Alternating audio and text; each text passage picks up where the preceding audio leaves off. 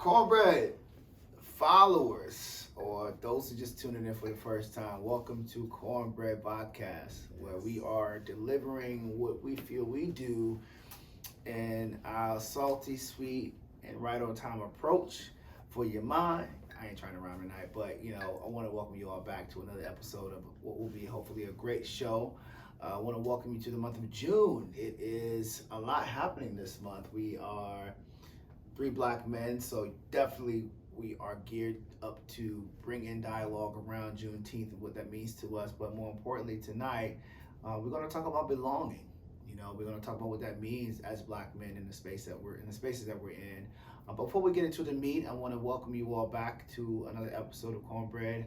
Introduce my guys. We have Sir Ash here and Kurt here to my right. You know the usual suspects. We're here ready to rock with you all. But if you haven't subscribed to us to date, please do so by hitting that subscribe button right at the bottom of this YouTube channel here. You can definitely also follow us on IG at Eat More CorNbReaD and on Facebook at CorNbReaD and connect with us. We love feedback. Definitely check us out on our website at www.eatmorecornbread.com. And there's so many ways you can get connected to us. Again, we do this work, as we like to call it, our free talk therapy, as my guys always say, because we know that people out there, whether you're tuning in or catching us for the first time, have thoughts and you're thinking about things, and you might not always have a village of tribe to talk to about it with. So tune into us. Come share those thoughts with us, kind of interact with us, during our episodes, and get to know us better as we're trying to definitely get to know those who are tuning into us faithfully every week. So welcome again to this episode. Tonight's episode is about belonging. Yes. And I feel like I've been long-winded, fellas, so please chime in. But let's talk about it. It's Juneteenth this month. And I wanted to bring up the topic about belonging because as kings in the 21st century, kingship looks a little different. We as black men, we strive, we love, we hurt, we are restoring, we are finding, we are discovering, we are building, we are growing, we are depleting in this diaspora with this hue from things that were set in place hundreds of years ago. And when we talk about things like the ancestors and what that means for us today, I think we don't have enough discussion around how those dots are connected. And I'm talking about like deeply rooted connected. I'm from South Carolina, so it goes back, but not even a long period of time. Slavery and all those things in terms of the ancestors, those are close memories, not distant memories. A couple of hundred years, not 20, 2,000 years. So it's like knowing that and understanding my lot, my position, my expectation, my anticipations in life. I wanted to open up the dialogue about what does belonging mean, in the 21st century, as being a black man and having your discoveries and your privileges meet each other. And what that means for either being an example, if you accept that role, or a conqueror who maybe not is as in tune to representing a space for those that are following you, but you have an awareness to it. And what we all should do maybe more of in terms of getting in touch with the legacies and lanes that's been laid out for us and how we channel that communication into the things that we do. Even thinking about this platform, we're doing this because we honor legacy, and one day hopefully we'll be legacy, right? Thanks. But at the same time, the roads that were paved for us to be able to get on a live platform and talk and be in the same space where we're not fearful of our lives. We can express our education. We can express our intellect. We can express our ability to communicate with one another and not fear our place in this world. I know that was a lot. But I needed to get it all out like that because rarely do we ever think about it across all lanes when we are literally the products of ancestral prayers, sacrifice, work, lives, so much. We don't get into the pockets of these conversations because it's so heavy. But I think when we get to this month, and this new wave of celebrating things like Juneteenth and helping us really attach ourselves to our independence, not even just as a people, but the day you find and recognize that you have your own mindset as a black man is one of the most powerful days of your life, because you realize that you're not a sheep, you have a voice, and you have a legacy in front of you that you can actually contribute to contribute to and leave behind based on the detonation or ordination of your existence that was planned out way before you even got here? It's heavy. I think that's how we find our freedom. So like belonging, of course, that's a culmination of your awareness. You can't belong unless you know. Did we talk about this before? What your role is? What's your role? We talk about How tribes. do you fit? We talk about tribes. So okay, I'm gonna use that language then. So how do you fit in that tribe? How would you fit in a tribe? I've had difficulty even accepting the notion that there was a tribe for me because of the way I've interacted with groups before. Just didn't work out.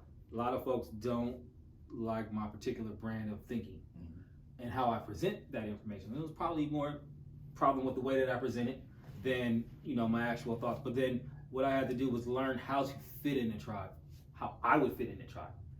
Not how somebody who looked like me conformed to a tribe, but how I would fit there.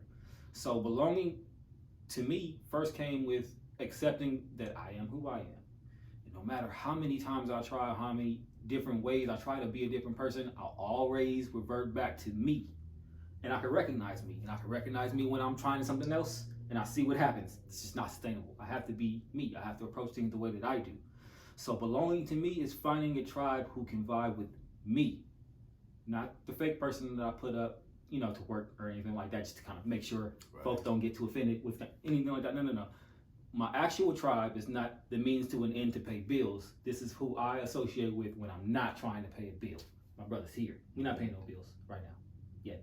With this information, if the checks are coming, we are ready to. We ain't paying bills. But I'm saying this is voluntary. So for me to fit in this tribe, the tribe had to understand that I was going to bring all of me, and the tribe had to be willing to accept all of me.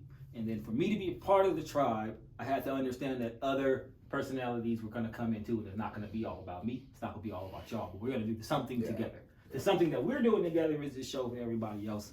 But I think belonging is starting with who you are and then reaching out to folks who maybe have some similar things and do a thing with it. Don't just be. Do a thing, build a thing, make a thing happen. Do a podcast, do a show, get your thoughts out on the air, share them. Because when you do, then you're starting to really cement your role. It's really starting to cement that entity of what you're trying to bring, what you're bringing together.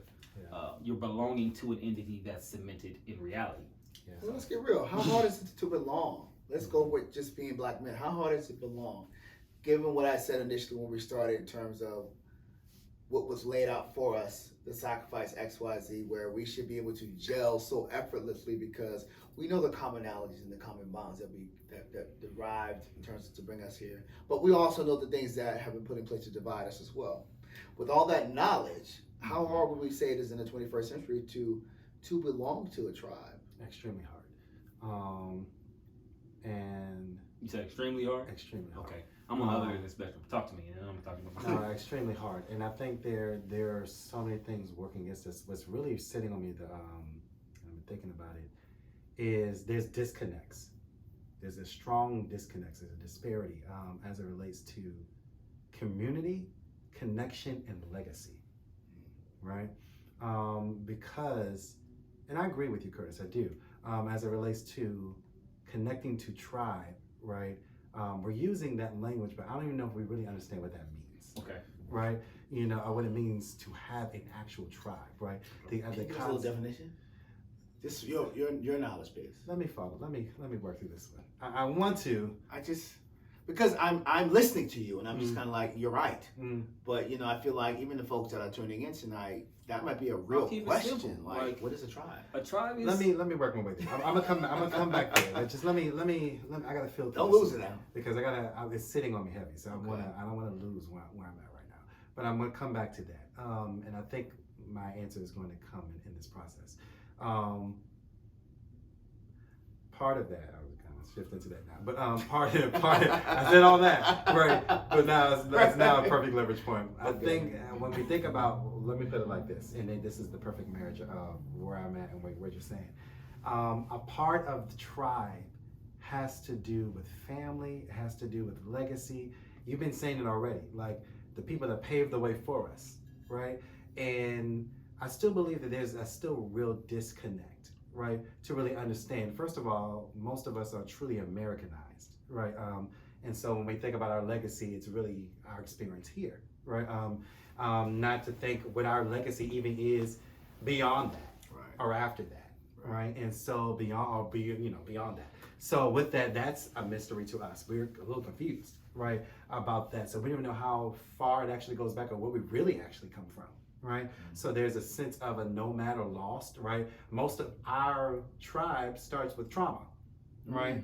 You know, I gotta get out of that one right there. But listen. So when we talk about belonging in tribe, it's becoming a trigger, right?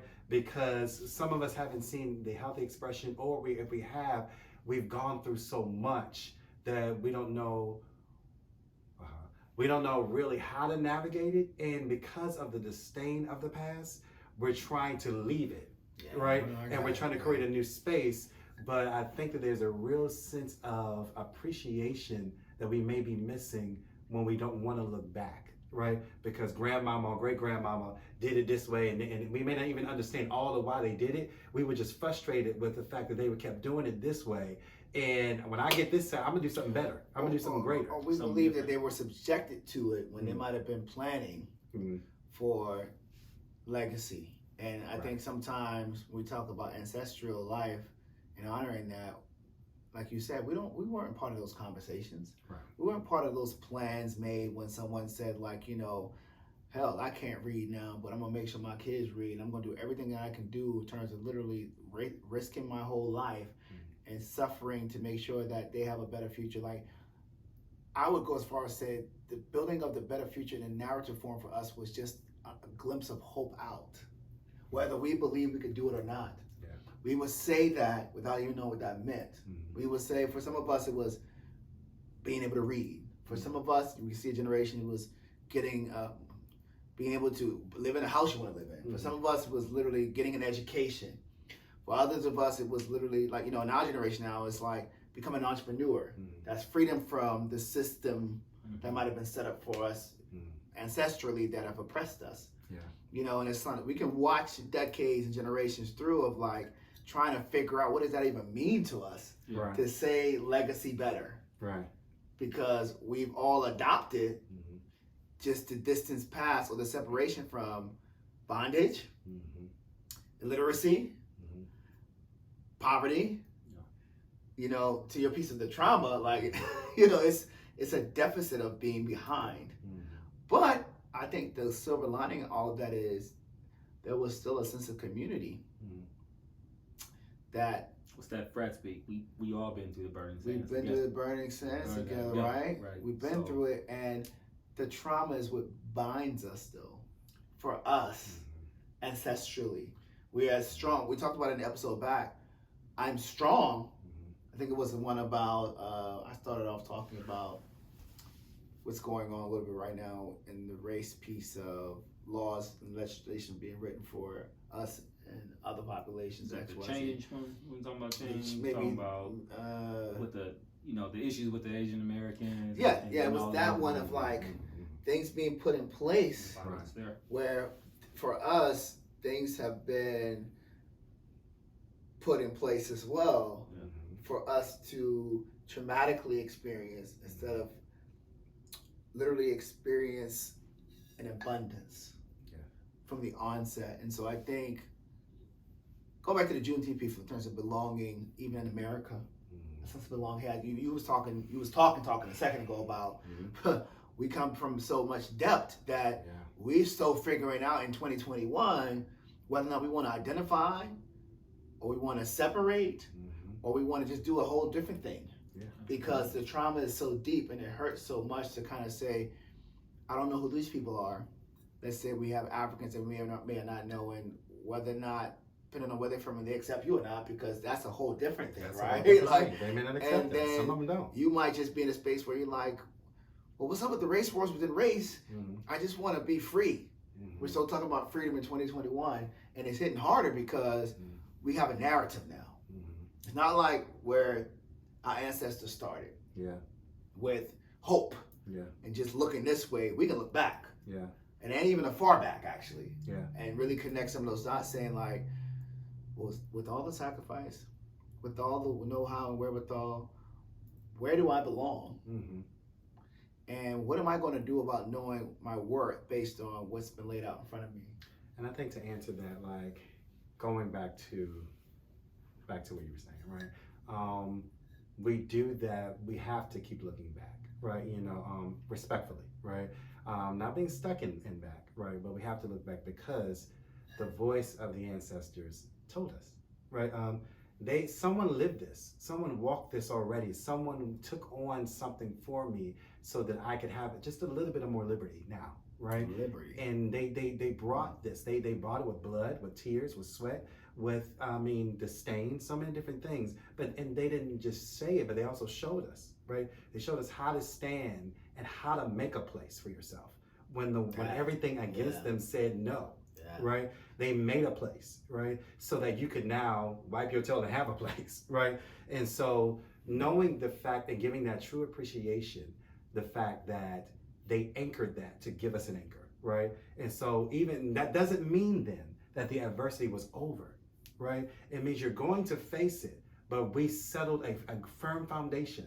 Now build on that, right? Keep fighting, keep warring, and find a place of belonging together. Right, as a tribe, stop killing each other, stop bickering against each other. You're right. It's going to walk. You're going to take that walk. But I was going to say, what do we do? That's what we are now, right? Because what we are is y'all both been saying it, right? You was taking that walk. I was right there, like, saying it. What do we do when we forfeit our belonging, though? Based on everything you've just said, when we know better, but we don't do better, not because someone's telling us to do better, but we are honoring, or lack thereof of honoring the fact that there's already been self-sacrificing, killing and deaths and lynchings and things like that. Yeah. For me to have we're selfish a place. when we're not appreciating. Selfish. Say that a little louder. I'll say it louder. Yeah. When we're not appreciating the things that come before us, we are being selfish. We think it's all about us. I think my life is all about me. It doesn't matter that folks were enslaved and then other folks fought that enslavement for me to be able to talk mess on YouTube. You know what I mean? If I don't do that, it kind of diminishes my tribe. And my tribe appreciates that. My tribe appreciates the work that has come before us to get us where we are. Because my tribe wants to build on that and to help folks who haven't been exposed to that growth or who don't know anything about that growth, help them become aware of the power and the legacy that they have. And that's the word that you both use, right? So we're talking about tribes. What we're talking about is, I think I said this in an episode before, where us black men, black folks in America, we're American without the privilege and African without the history. We're creating and manifesting. Wait a minute. It hit me again. I said it one time before. I know, but it hit again. I didn't make it up. Man. I don't know where it came from. Somewhere it stuck in my head. But what we're talking about is we were separated from that legacy of ourselves, of our history. And we have to figure out how to keep going. We're here now, right? Yeah. Now what? What we got to do is manifest the new legacy, because now we can look back at folks who were here, not, ocean away. Thanks. We're talking about folks who are here, not to detriment any experience. We're talking about folks who are here. We are here. We're looking at folks who were here. How did they get through what they did? And how do we continue that? Because if we don't continue that, if we don't, the energy out there wants to put us back there. It wants to put us back in a subjugated state, and it doesn't even require effort. The system does it. So folks can go on straight up autopilot, and if we do, we'll be back there. We can't do that. So I need to find a tribe who wouldn't accept autopilot. You can't accept it. I can't accept it. And folks around me can't accept me if they accept autopilot. So how do you build a tribe? Be true to yourself, express yourself truly, and folks will either fall to the wayside or stick around. And when the folks that stick around, build with them. That's good. I was going to say, real quick, despite your foundation, because I think we're at a crossroad right now where we've been here long enough that we know the history. But you said something powerful just now, Kurt, in terms of this is where we are. We've been here for a little minute. We're now getting into a space where we have African American history. That's right. That's has a long-standing awareness and a time stamp of its own. And so, despite how much you connect to your ancestral, for what you know or what you don't know, and now being here for a couple of generations, free, opportune with those narratives, do we choose to belong somewhere, or are we open to doing something totally different where that's discarded? Like belonging is discarded. The ancestors are appreciated, but they're not revered. You with me, brother? I'm with stop. me? You I'm with gonna me, stop. brother? We Stop. live in a Stop. culture that's honestly irreverent. Yeah, stop it. Right. Stop it. And many different places. Now we got to touch on it just a little bit, right? Stop it. We have to slow down and touch on that a bit, right? Mm-hmm. Because it's that I'm getting big for my britches Yeah. attitude, mentality, right? Right. Where I'm grown now, right? I don't need nobody to tell me, right? And so we're acting like little teenage kids, right? Yeah. You know, but that's the space we're in, and our attitude and our posture and our poisonous, all of it becomes off with the stench of irreverence, right? When we do not, like you said, honor the fact, right, that someone had to do something less than, right? Even sometimes, even in positions and works, and someone had to clean toilets, and someone had to do all these things, and this can go across different ethnical backgrounds, right? Yeah. Someone had to clean toilets just so you can go to school, right? And we don't want to say nothing about that. We don't want to tell. We want to be proud of that, right? You know, we turn our nose down at that and shun it, but we have to sit in that reverence of the sacrifice. The crossroad is actually, though, that some would say that narrative is oppressive.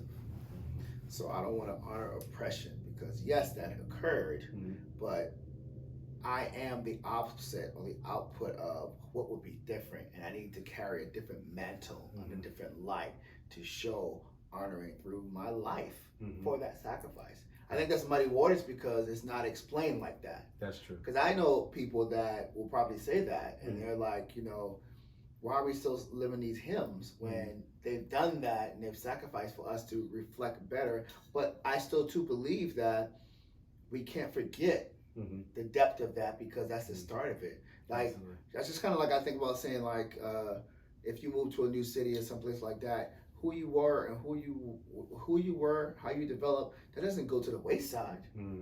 That's a part of the new narrative you're creating in terms of you have some experience and exposure to adapt to the enhancement that will follow, right? Because we are at a crossroad. Like no one wants to sit in the tumultuousness of how the ancestors came to this country and were subjected to, and while we honor the legacies, we don't want to keep reliving that. Right. They don't want us to keep reliving that. I don't believe that. At the same time, what keeps us grounded is remembering that humble beginning, I think, though, because again, it's not even about getting too big for our britches. I think it's more so about that's the tribe. Being able to say, like, I know the narrative of someone sacrificing their life, someone being hung, someone being in slavery, someone being denied a bank loan, someone being denied a college entrance because of the color of this skin. I know those stories, and those stories is what is my worth now. So I take that worth and add it to my tool belt to remind me of how to project myself, my voice, my intention, to not be subjected to accepting. I think that, for me, that's the formulation of communicating, like, all right, you don't want to talk about people being enslaved and that makes you depressed? I get it. Because in this generation, that's a space that people are really impacted by that traumatically. Yes. You know, because like you said, we don't have the depth connection of coming from Africa, knowing that narrative for ourselves. It's in our blood, but we limit it to our birth. Yes. And what we learn backwards, if you will. Yes. So because of that, taking it on is extra weight. It's traumatic, right? It's because we're living in a time now that, to Curtis' point, is set up for progressiveness, but it's still up in the air where we fit in that. You know, I might not get it blatantly in my face, but there are systems in place that will remind me that there's a leveraging or a stepping process of where I belong. And I think the middle place that I know I sit in is like, how do I be convicted in understanding like the tenets of what was done prior to me arriving on this planet, taking that with me and actually trailblazing unapologetically into a space that should I be convicted, should I be lamented, I can stand in that and know who I am, know the stories, and sacrifice a push forward, even if it's minute. We talk about belonging, just standing up for something different than accepting the common woe of being a token or being the things that make me get along. Yeah, and I think that's the key, right? Like you said, many look back and see trauma, but what I'm saying and what I mean by reverence is the tenets, right? That's the difference, right? And that's the thing we grab, right? A lot of time we look back and we grab the trauma, but did you grab the tenets, right? Because there was something that happened that made them get through the trauma, right? That made the trauma worth it, right? And that was tenets, right? Whether it be tenets of faith, family, and whatever the case may be, that they grab to, right? And honestly, and my life becomes a platform of reverence when I'm able to pick up those tenets, right? Even the scripture tells us to remember the faith of your forefathers. It said, observe their way, observe their outcome, right? You know, that they went through something and they survived it, right? And so part of going forward is remembering, right? When the children of Israel were crossing over, God made them put memorials. So he says specifically, so when your children pass by, you can tell of the story of how the previous generation made it over, right? This is how faith is. It is, right? Faith don't come from your pastor. This is right? from y'all. Faith don't. This is we're gonna just roll into it. Faith don't come from your pastor. It don't come from the church, right? The first system, hear me clear, the first system that God created for faith to pass down was family.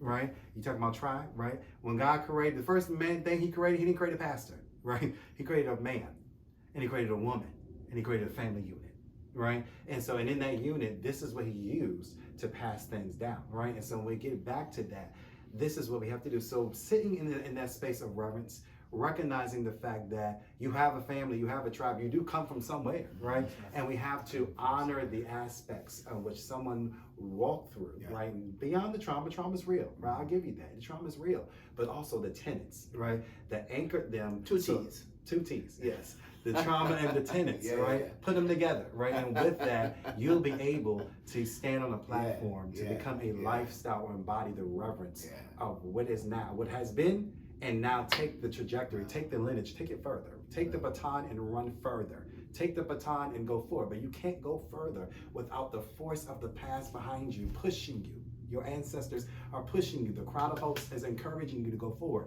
But you can't, because there's going to be a place in the road where you're going to get weary and tired, and you need to hear the voice of them saying, keep going. I'll get off that. Let me get this crown, man. I'm about to do mic check back to Ash, let him close up. But for me, tonight is simple. I taught my son something about 2 months ago, and it hit me one day that, because we're talking about belonging in today's time, like, I'm responsible for the narrative that he remembers as he's growing up in regards to ancestral life and what that means. And so I taught him the word legacy. And it's simple. I taught him legacy means honor the past, honor the future. And that's what if you asked him today, what's legacy mean? That's what he knows. He doesn't understand the impact of that at 4 years old right now. But, my hope is that when he becomes a man, those words, honor the past, honor the future, at the basis of what legacy means, will serve him and also strive him forward to be able to pull back always with honor. When he understands the word, what honor means, to understand how he sets himself up, despite knowing all of the connections of his past or his lineage, being able to know that it's because of that I can honor the future, whatever it means and whenever it comes and whatever it is, because I am on that continuum of someone who, from a faith perspective, sowed a seed into the manifestation of what this people could be at some point in life one day. And that's heavy stuff. Like, those aren't bare fruit being sowed in the ground in terms of seeds that's lost. Those are seeds that got planted to say, as a people, we will see ourselves better because we are better. In our due time, we will be where we belong. That's all I got, man. I think I appreciate both of y'all for this right now. You closing this out or I'm closing this out? You're going to get this crown when that closes. So I want you to get the crown. I think the crown, just sticking with belonging and how personal it is and how much effort you got to employ. So one, be aware of kind of your own proclivities. How do you make decisions? How do you go about doing things? And do those fully. Do those things honestly. Don't try to hide them, because folks will gravitate toward that type of behavior. They'll gravitate toward that type of way of doing, because people want to be genuine. It takes a whole lot of effort to put up a mask and walk through your day. We don't really want to do that. What we really want to do is be our genuine selves and find folks who are them genuine selves. So when I grow, these folks are growing too, and we stick together. That's what your tribe means, right? We grow together. So to grow together, you got to be honest and honest with each other. These are things that I'm learning. I would not share and wouldn't have to, but I do want a tribe. So the cost is I have to do things that I wouldn't do in order to obtain the thing that I want, which is a tribe, which is a place where I can express myself with folks who will help me grow, help me achieve things outside of my own capacity. And I believe that in order for me to really get into a tribe, I believe the tribe can help me reach beyond my own means. That's why I do it. And otherwise, it wouldn't work for me.